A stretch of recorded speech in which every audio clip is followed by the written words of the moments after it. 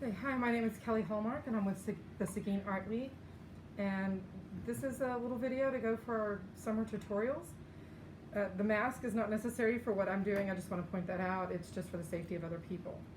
Today I'm going to talk to you about personifying animals. So you can make some fun drawings, paintings of different animals, and you can see these are giraffes. The first thing you need to do to personify animals is get a lot of pictures of animals. And then I just use my phone. It doesn't have to be any good picture or my camera or anything like that. You just get some good pictures of animals and then you use them to draw your pictures. So right now I'm pulling up my giraffe, and we can show you a little closer, but I've got a lot of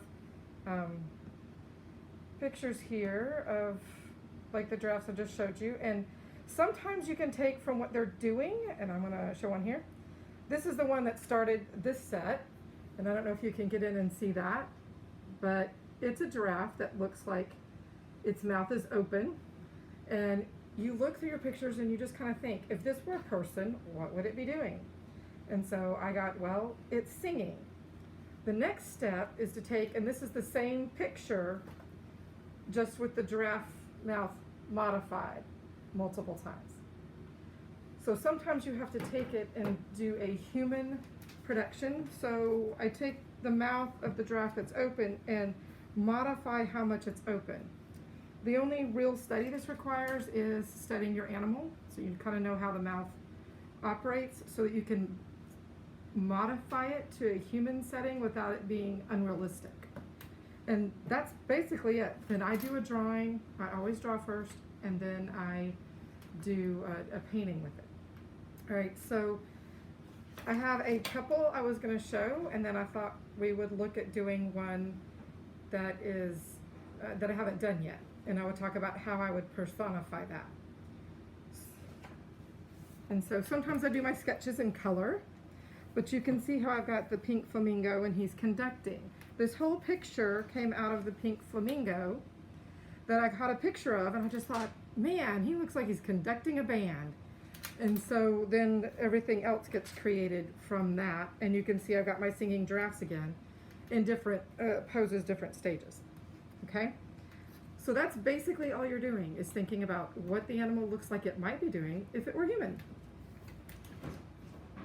Okay, so now I'm going to talk about a more detailed part of the process for deciding how to personify an animal. And I'm going to start with this turtle, which we'll get a better picture of. But if you look closely at the turtle, he's got kind of a silly smile on his face, kind of washed out or peaceful look.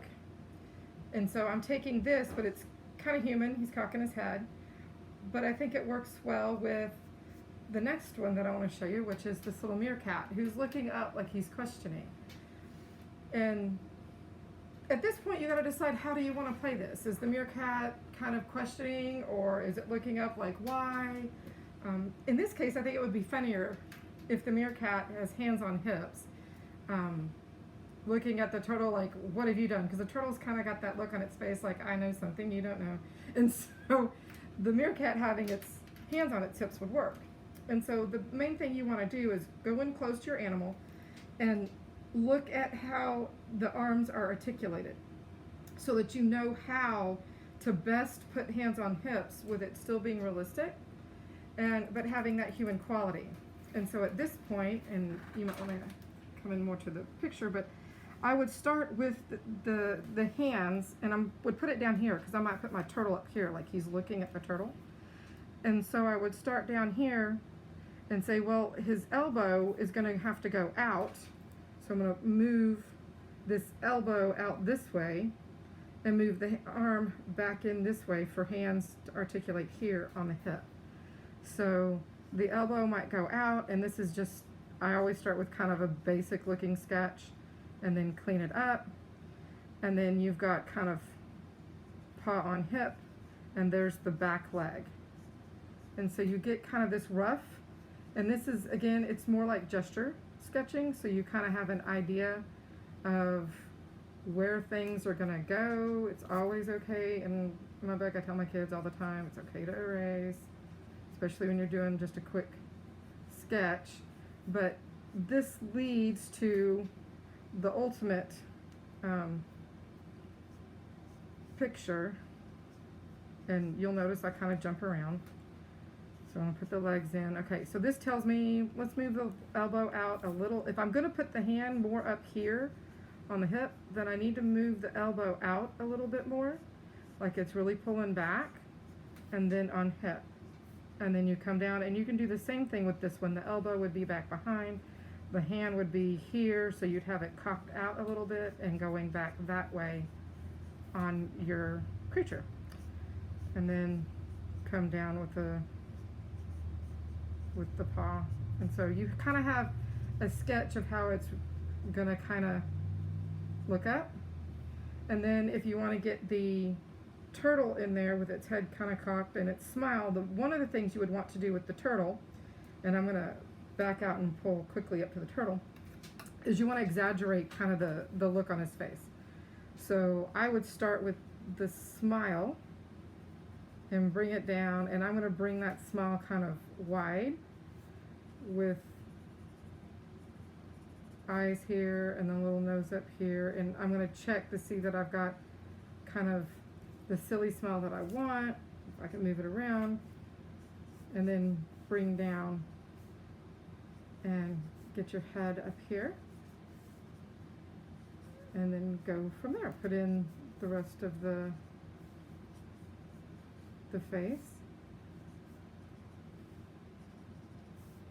and like if I want the smile to be wider or bigger, I just bring it up and just move it around so that I have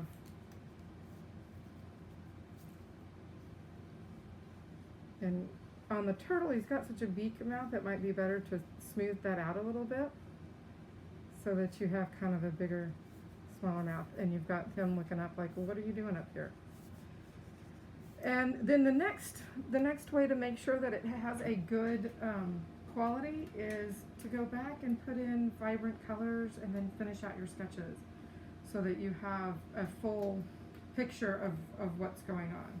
Okay, but always include vibrant colors. Like my meerkat would be yellow and the turtle blue, and the background a nice like orange or something to kind of make them stand out. So that would be the next thing that I would do. Okay. Go ahead. Okay, so I hope that was inspiring for some of you to go out and have a little fun with animals this summer. Thank you for watching. And if you want to see more videos, Zucchini Art League has the YouTube channel. Please subscribe to help us put out more informational videos on how to do different artistic things. There's also some from past the summer, so look up what we've already put up. Okay, so I hope that was inspiring for some of you to go out and have a little fun with animals this summer. Thank you for watching.